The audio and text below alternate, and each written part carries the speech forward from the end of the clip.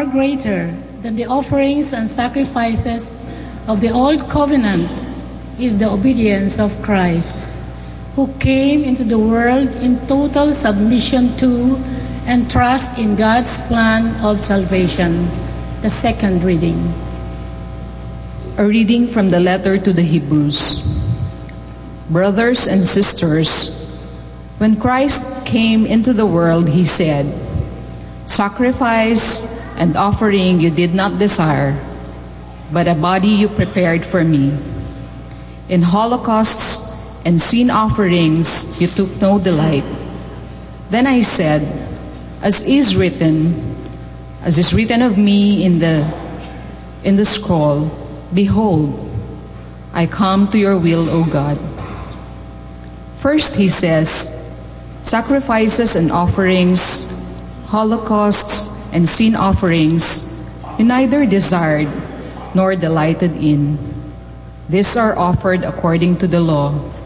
Then he says, behold, I come to do your will. He takes away the first to establish the second. By this will we have been consecrated, through the offering of the body of Jesus Christ once and for all. The word of the Lord.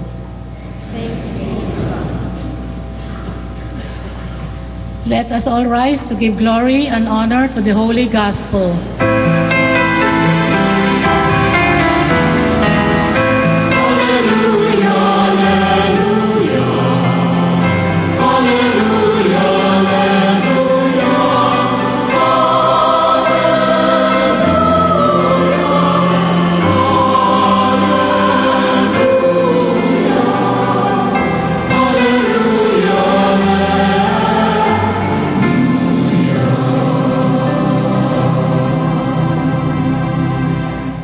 The Lord be with you. And also with you. The proclamation of the Holy Gospel according to Saint Luke. Glory to you, Lord. Mary set out and traveled to the hill country in haste to a town of Judah, where she entered the house of Zechariah and greeted Elizabeth. When Elizabeth heard Mary's greeting, the infant leaped in her womb. And Elizabeth, filled with the Holy Spirit, cried out in a loud voice and said, "Blessed are you among women, and blessed is the fruit of your womb. And how does this happen to me, that the mother of my Lord should come to me? For at the moment the sound of your greeting reached my ears, the infant in my womb leaped for joy. Blessed are you who believed that what was spoken to you by the Lord would be fulfilled." Sisters and brothers, the Gospel of the Lord. Praise to you, Lord Jesus Christ.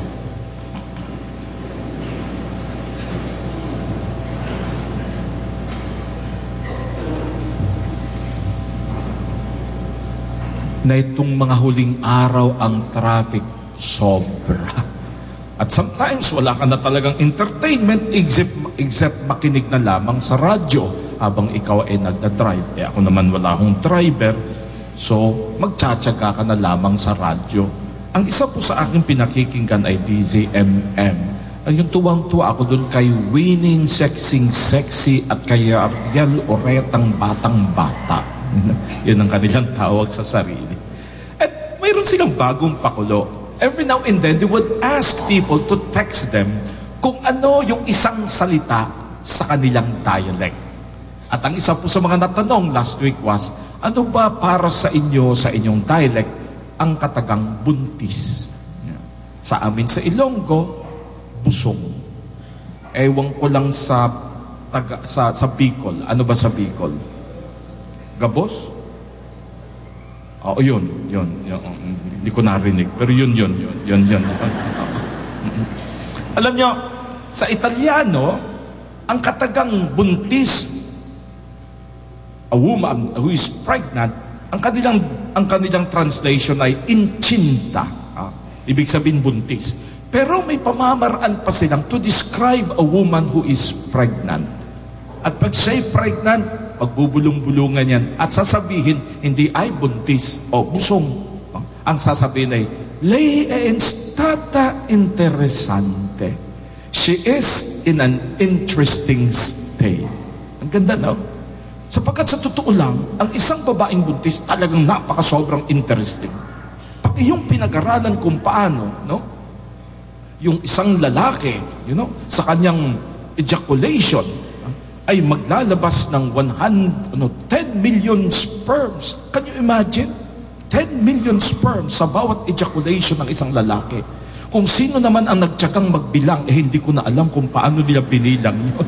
10 million yon.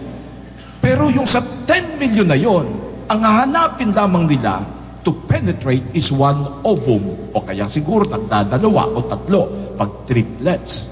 But the beauty about it is from that encounter of one ovum and one sperm, lalabas tayo. Ipapanganak tayo. A most interesting way of how it happens. Kaya totoo, masasabi mo na ang isang buntis is in a very interesting state. Sa ating ebanghelyo sa araw na ito, 2 buntis ang nagkaumpugan, si Maria at si Elizabeth. And really, yung sinasabing interesting state, eto na yung pinaka-most interesting. Bakit? Yung isa nabuntis na walang pakialam ang lalaki. Yung isa na may nabuntis, pagkatapos na makadalawa na ng na makadalawa na ng menopause. Si Elizabeth, sa kanyang katandaan, abay nabuntis pa. A most interesting state. Ngunit kung ating titignan lamang na para baga ito'y pagkita lamang ng 2 buntis, we miss the point of the gospel reading of today. Why? Because Mary and Elizabeth represented something more than just women who were pregnant. Una, si Maria. Nang sinabi sa kanya ng anghel, Maria, magbubuntis ka, at hindi niya naintindihan kung paano mangyari iyon. The assurance of the angel was, eto kagustuhan ni Lord. At para tunay mong malaman na para sa kanya'y walang imposible, puntahan mo ang iyong pinsan sa kanyang katandaan, sa kanyang pagiging baog, siya ngayon po'y buntis. And Mary just had to go. Why? She wanted to see what God may do. My brothers and sisters, but even as Mary went to visit Elizabeth, something was happening to her, something really interesting. Because without the participation of man, tangan niya ngayon sa kanyang sinapupunan ang ipinangakong kaligtasan. If there is anything that Mary stands for sa ating gospel reading sa araw na ito, she stands for something that will bring joy and peace to the whole world. Alam niyo, pag ating pinakikinggan ngayon ang Ebanghelyo, hindi pa pwedeng hindi tayo bumalik sa lumang tipan and speak about the Ark of the Covenant. Kaninang umaga, naparami ata yung kape ko kagabi, hindi ako masyadong nakatulog, napaaga po yung aking bising at napakinggan ko si Monsignor Venco. Ang ganda ng description niya of Mary as the new Ark of the Covenant. Ito po yung sinasabing pinakamalagas para sa bayang Israel. Sa kanila pong templo, ang Holy of Holies kung saan makakapasok lamang ang high priest once a year, na andun po nakatago yung arko ng lumang tipan. Anong laman nung na-arko na yon? 3 po. Una, ang sinasabi nila, the tablet on which Moses wrote the 10 Commandments, the agreement between God and His people. Magiging Diyos ako para sa inyo at ako lang. At kayo naman sasambay niyo ako bilang inyong nag-iisang Diyos. O sige, magkapirmahan na. Let's make a covenant. Let's make a new tipan. At dito isinulat sapagkat kayo'y aking sambayanan.